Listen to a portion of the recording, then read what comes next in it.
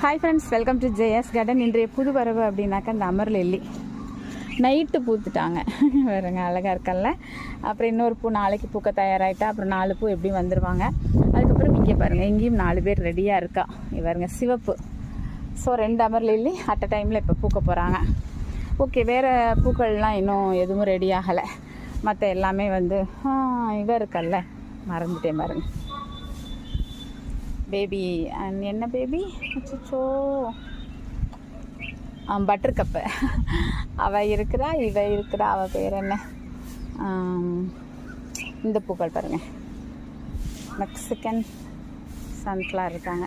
இவங்கெல்லாம் எப்போவுமே டெய்லியே பூப்பாங்க. சரி, இருந்தாலும் திடீர்னு எனக்கு அமர் லில்லி பூத்தோன்னு உங்ககிட்ட காமிக்கணும் அப்படின்னு தோணுச்சு. பிடிச்சிருக்கா, அழகியை பார்க்க பிடிச்சிருக்கா அப்படின்னு சொல்லுங்கள். ரெட்டு வந்ததுக்கப்புறம் காமிக்கிறேன். ரெட்டு செம்மையாக இருக்குங்க, ரொம்ப அழகாக இருப்பாள் ரெட்டு. அவள் வந்தோடனே உங்கள்கிட்ட நான் கண்டிப்பாக காமிச்சிட்றேன். ஓகே, பார்த்து ரசிச்சிங்களா? சரி, நான் போய் வீட்டில் வேலையை பார்க்கணும். முன்னாடி உங்கள்கிட்ட ஒரு சில இதெல்லாம் காமிச்சிட்டு அதுக்கப்புறம் கீழே போகலாம் அப்படின்னு சொல்லிட்டு தான் தண்ணி ஊற்ற வந்தேன். வந்ததோட ஒரு 2-3 வீடியோ எடுத்துருவோம். ஷார்ட்ஸ் மட்டும் எடுத்துருவோம். வீடியோ ஈவினிங் எடுக்கலாம் அப்படின்னு சொல்லிட்டு ஷார்ட்ஸ் மட்டும் எடுத்துகிட்டேன். இந்த காற்று கொஞ்சம் ஓவராக இருக்குங்க, டயர்டாயிடுறேன்.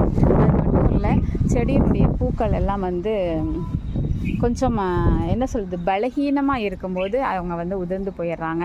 ஆனாலும் நம்ம அதுக்காக கவலைப்பட தேவையில்லை. ஓகே, இந்த வீடியோ உங்களுக்கு பிரயோஜனமாக இருந்திருக்கும்னு நம்புகிறேன்.